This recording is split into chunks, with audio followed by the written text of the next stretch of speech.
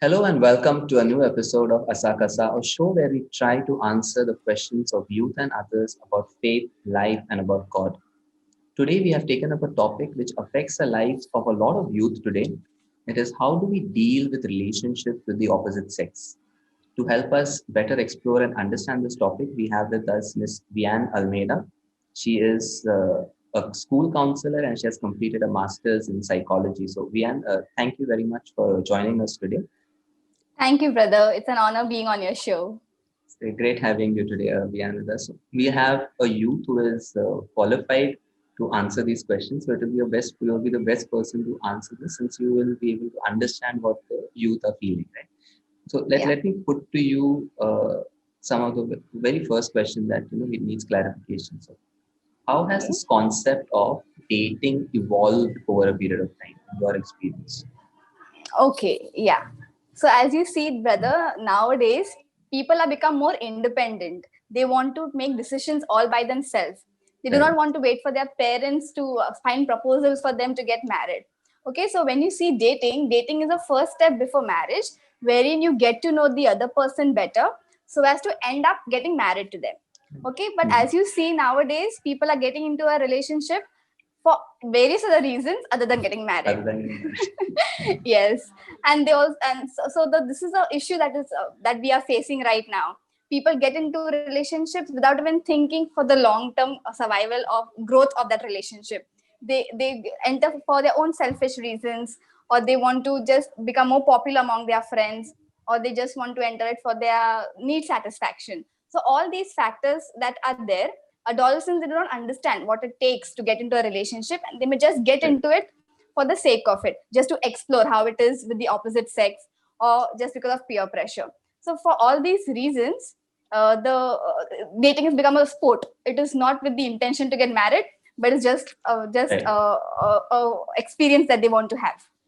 So it's kind of grows out of curiosity, with the age. Hmm. You see what is the youngest in your experience that somebody has asked you about a question like this in your experience? Yes, yes. So as a counselor here, I would say that I have met kids who are going to school going kids as young as grade 5 who have girlfriends and boyfriends in school, and then they keep giggling about it, they keep talking about it, they keep Okay. crying over it that my boyfriend is not talking to me. And I would be surprised that you have a boyfriend. Like, we being so elder would also not think about doing such a thing at such a young age.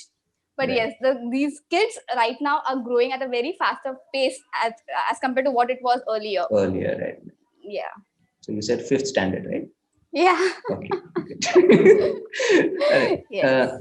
I will just also present here what are the church's views, right, on dating and sexuality, Mm-hmm. so that as we go on ahead with the other questions, the viewers have a kind of complete understanding about why the church has certain ideas and certain teachings.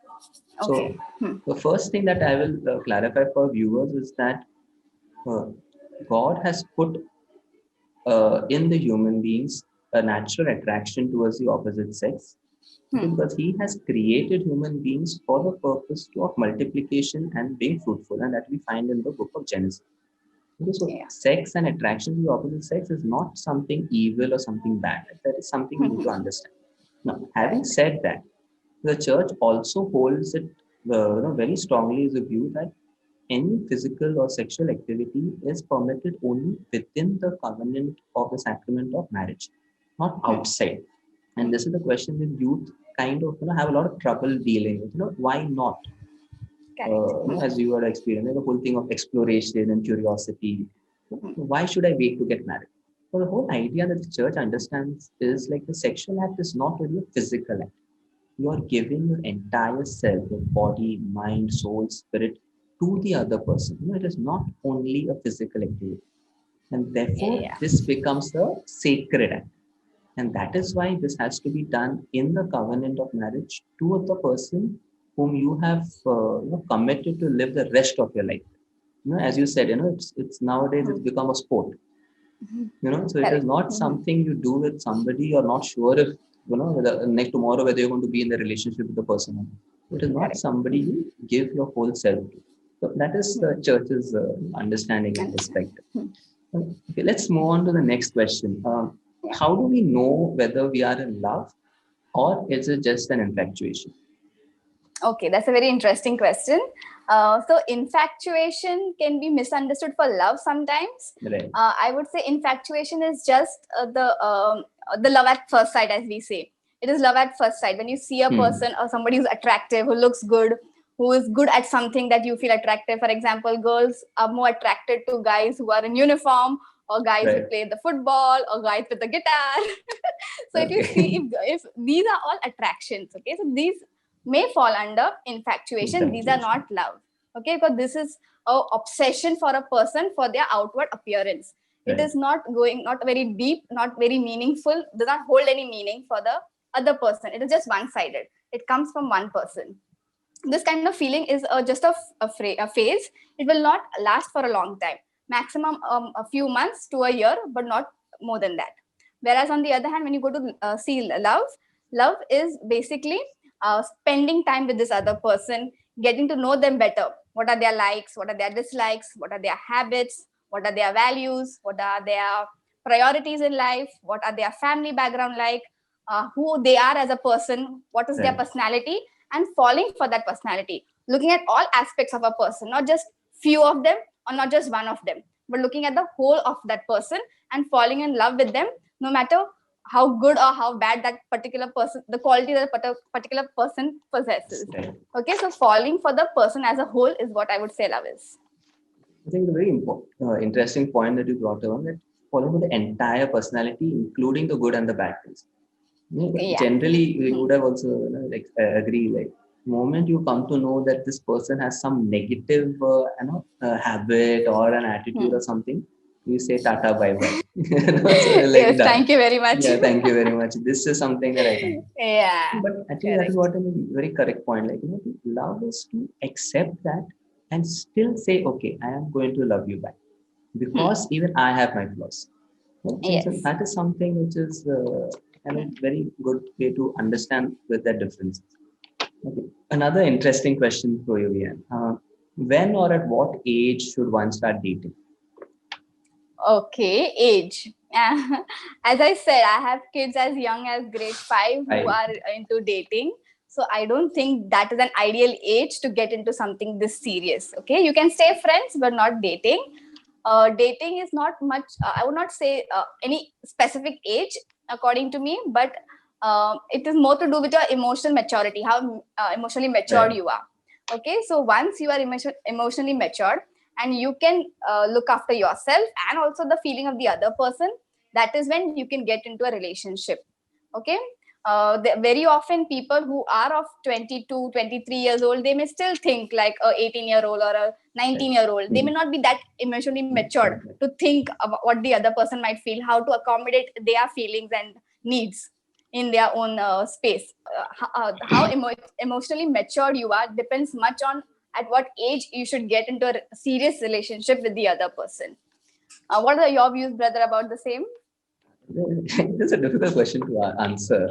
The way I look at it is, you need to get your priorities in life correct. Okay, keeping in mind that your sexual maturity comes before your emotional maturity. Yeah, Yeah. and that is where all the problem begins. When you are sexually mature before you're emotionally mature. So the first thing Yes. that I would really advise people is focus on your careers, focus on your education. Hmm. Okay, complete your education, focus on it completely, because if you mess that thing up, you have repercussions later. Second is, after you complete your education, get settled in life, get a job, Hmm. start working, see the world, understand how the world functions, what kind of people are there. Hmm. After you had these two experiences, you are emotionally mature enough to choose one person with whom you Correct. want to invest your that valuable time and energy, and with the idea of getting married. So if you kind of mess this order up, you will either Hmm. mess up with your studies or you will mess up with a job or something else Hmm. goes wrong. So I would really say, wait till you complete your education, till you are settled in life, and only then really look at somebody, to get into a relationship with. So, age, if you ask me, I don't know, probably 23, 24 or something like that. By that time, Hmm. at least you've seen enough of the world. Correct. Otherwise, yeah, you're Yes. still in a very rosy kind of Uh, concept about life. Okay, let's try to look at another question. what should be the nature of a healthy relationship? Now, suppose there are two people who are at that age that we are talking about, 23, 24, and are settled in life, and they are dating. How should their relationship be like? Okay, for a healthy relationship, first of all, both the parties should be equally involved in that relationship. It should not be only one person who is working and the other one just at the receiving end. Okay, Right. both should be equally involved. Both should be committed to the relationship.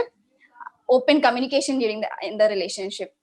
You need to express how you feel, what are your thoughts with the other person, and don't expect them to read your mind and get the work done. Okay, so being open with your Right. relationship, being open to speak about things that are troubling you. Okay, so free flow of information, free flow of communication. Then there comes trust, comes loyalty, mutual respect for each other. So all this makes a healthy relationship. It builds the relationship and makes it stronger. What do you think? What are your views about it? A few things which I will look for, if looking for if safe is a healthy relationship. First thing is there respect for the other person. Mm-hmm. Uh, if a person says no to a certain thing, it's a no. You can't Correct. don't force the person, right? So respect Yes. for the other person's choice is one. Second is a certain amount of trust. Okay, Hmm. that is very essential in any form of relationship. And with that also comes the whole aspect of possessiveness. Like, okay, you're my girlfriend, you can't talk to any other boy. It Yeah, doesn't that work that happens way. often. Okay. Correct. And the third thing is freedom. Hmm.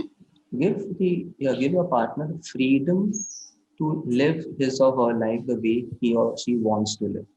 Hmm. Hmm. In terms of studies, in terms of career opportunities that the person, if you say, no, no, no, you can't study this, and then there is something Hmm. wrong with you. Okay. Or with wrong with the relationship. That's the way I look at it. So, Correct. Yes. trust, respect, freedom.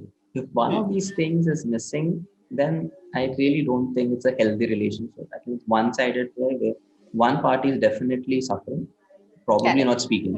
Hmm. That's the Hmm. way I would look at it. Okay. Okay. Let's look at. We have the last question now, and very important one. Okay. What are some of the do's and don'ts while you're dating?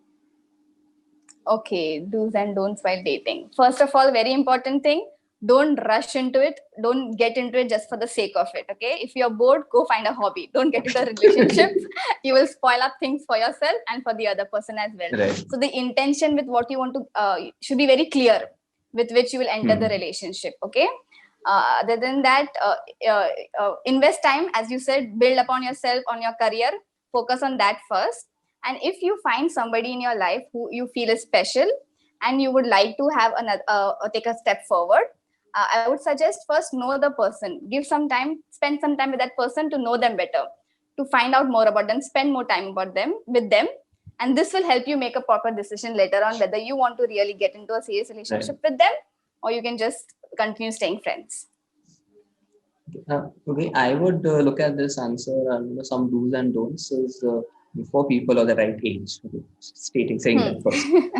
Uh, Yes. be open about your relationship. You need to speak about your relationship with somebody elder whom you trust. Okay, it Hmm. could be a teacher, it could be somebody in your church whom you can trust, somebody in your family, but speak about it because we need an objective third person view on what is happening. Correct. Because while we Whenever are, taking yeah, any harm. when we are in the relationship, you will never be able to see anything wrong.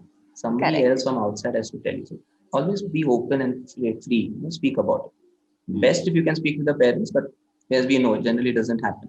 But at least Hmm. somebody who's elder, not with your friends. They're definitely not with your friends because they are at your same emotional maturity as you are. It doesn't help. Correct. Somebody elder, one. Second is understand and accept that you are human and you will want sexual intimacy. That is going to come at whatever stage. Don't try to fool yourself and say, no, no, this won't happen. It will happen and it is going to happen. So take precautions. Okay? So what kind of precautions? You hang out with friends in public areas. Don't try to be alone for a long time or try to hang out, being alone, because then you are Hmm. creating opportunities for trouble. Hmm. And the last thing I'll say is, as you mentioned, don't rush into things, especially into getting to know the person physically or something like that. Because Hmm. that creates some kind of you are no longer free afterwards to make a choice. Hmm. Once you get involved too deeply with a person, then you're like always held back, and like, you're not free enough to make a choice again. So these are some of the things I would say. And obviously respect, love, and give the person the freedom. From my perspective, these are some of the do's and don'ts which I would say. Okay, Vian, Yes. so I think for this episode, let's look at only these questions. So we will come back, we'll have another episode wherein we'll try to look at the flip side of being in a relationship, which definitely is when relationships end. How do you Mhm. deal with them? What are the problems and the difficulties? What are the do's and don'ts over there? Okay, Okay. so these are some of the Yes. things that we'll try to look at. And for all the viewers out there, if you have any problems in your life and you need somebody to talk to, you need any clarifications, our contact numbers or rather our email addresses will be there in the video description. Okay, so write an email to us and we can get back to you and chat with you about whatever the issue is. Right. So again, Yes. thank you, Rian, for joining us. It was great pleasure Thank to you, have you brother, with so us. much. And all of you there, we'll see you again next time. Okay, thank you. Yes.